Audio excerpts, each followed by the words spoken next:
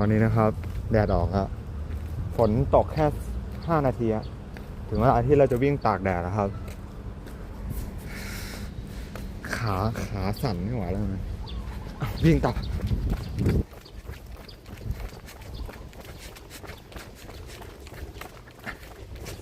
รู้สึกถึงแดดครับท้องฟ้าช่างสวยงามวิ่งต่อไปทาเคชิ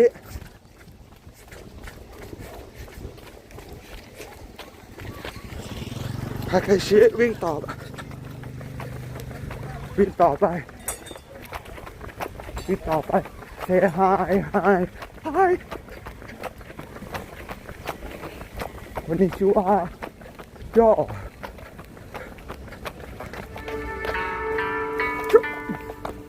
เซฮายย่อร้อน